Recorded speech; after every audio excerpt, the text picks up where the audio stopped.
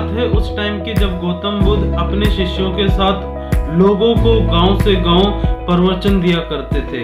वो घूमा करते थे और किसी गांव में ठहरकर वहां के लोगों को प्रवचन दिया करते थे और जीवन जीने की कला सिखाया करते थे। एक वक्त था जब गौतम बुद्ध अपने शिष्यों के साथ जाया करते थे और एक बार जब वो जा रहे थे तो बहुत थक चुके थे और उनको बहुत प्यास लग रही थी और थकने के बाद उन्होंने एक पेड़ के नीचे विराम करने का सोचा, आराम करने का सोचा। माय डियर फ्रेंड, जब वो आराम कर रहे थे तो उन्होंने अपने एक शिष्य को बोला कि आप 20 कदम पीछे जाइए और चारों ओर चक्कर लगाइए। तो उनके शिष्य ने उनकी बात मानी और वो 20 कदम पीछे गए और पेड़ के चारों तरफ उन्होंने चक्कर लगाए और उन्होंने बोला, जी महाराज अब बताइए क्या करना है। तो उन्होंने बोला कि अब आप मेरे को ये बताओ, क्या आपको कहीं से ठंडी हवा का महसूस हुआ कि कहाँ से ठंडी हवा आ रही है? तो उन्होंने बोला, महाराज उत्तर दिशा से हमको ठंडी हवा आ रही है। तो उन्होंने बोला, आप एक बार वहां जाइए उत्तर दिशा में और वहां देखिए कोई पानी का कोई ना कोई ऐसा साधन होगा जिससे कि हम पानी पी सकते हैं, कोई ना कोई ऐसी चीज होगी जहां से आप पानी लेकर आ सकते हैं। उत्तर दिशा में जाइए, अपना मटका लेकर और वहां से पानी भरकर लाइए। वो शिष्य ने बिल्कुल उसी तरह उनकी बात मानी जिस तरह वो चाहते थे और जो उन्होंने कहा वो उसने अपना मटका उठाया और उत्तर दिशा में चल पड़ा पानी की तलाश में। बिल्कुल वो आश्चर्यचकित हो गया ये देखकर कि वाकई में वहां पर पानी था, वहां पर एक तालाब था जहां पर वो पानी भर सकता था। मगर वो एक चीज और देखकर वहां आश्चर्यचकित हो गया कि जहां पर पीने वाला पानी था वहां पर लोग अपना अपना काम कर रहे थे। कोई महिलाएं वहां पर कपड़े धो रही थी तो कोई इंसान नहा रहा था, कोई अपने पशुओं को नहला रहा था।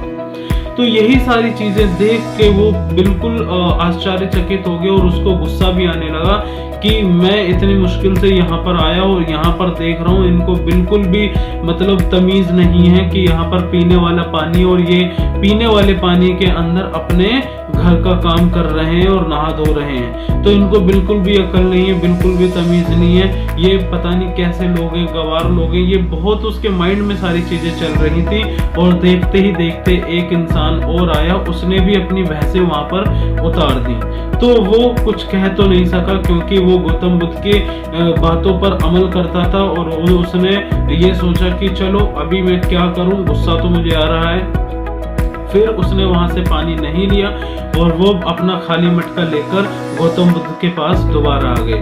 जब गौतम बुद्ध ने बोला कि आप पानी नहीं लाए, आपसे बोला गया था पानी लाने के लिए, तो उसने जो उसके माइंड में भड़ास थी उन्होंने गौतम बुद्ध के सामने वो निकाल दी और उन्होंने कहा कि मैं क्या करता, वहां पर लोग इतने बेकार हैं कि पानी पीने वाले पानी के अंदर वो अपना नहा रहे हैं, पशुओं को नहला रहे हैं, कपड़े धो रहे हैं, उनका दिमाग खराब है। बहुत उन्होंने मतलब जो भी उसके माइंड में पहले चल रहा था उन्होंने गौतम बुद्ध के सामने वो सारी चीजें बोली।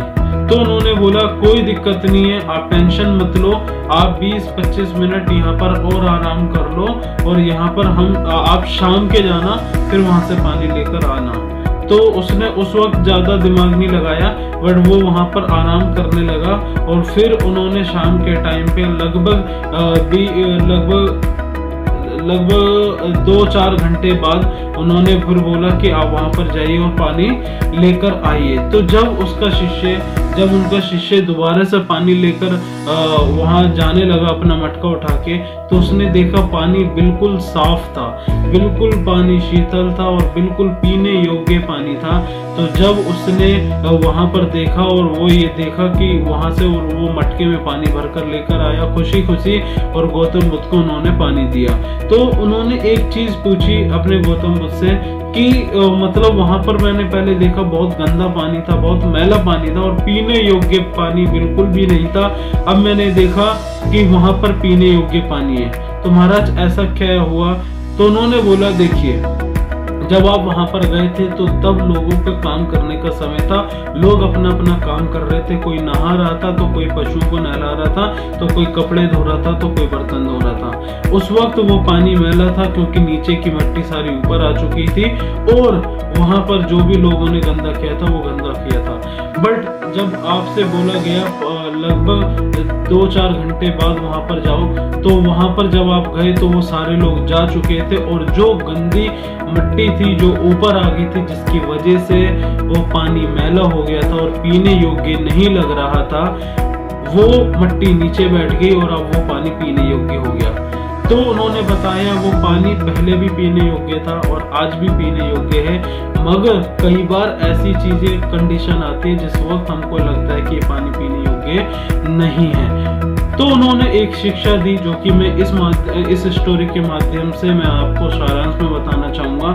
कई बार हमारे भी जीवन में ऐसा ही होता है, कई बार हमारे लाइफ में ऐसा ही होता है, कई बार हम भी नेगेटिव होते हैं, एक बिल्कुल नॉर्मल इंसान की तरह हमको भी लगता है कि नेगेटिविटी आ रही है। आप जब बिजनेस करते हैं, लोगों को प्रेजेंटेशन देते हैं या लोगों से मिलते हैं, अपने प्रोडक्ट को सेल करते हैं, जो आपके मन चाहे रिजल्ट नहीं आते और आपको नेगेटिविटी आती है और आपको गुस्सा आता है, आपको चिड़चिड़ापन आता है, आपको उस वक्त मतलब अपनी भड़ास निकालने का मन करता है, तो आपको कुछ नहीं करना, क्योंकि कुछ ना करना भी एक कला है जो कि सीखनी पड़ेगी।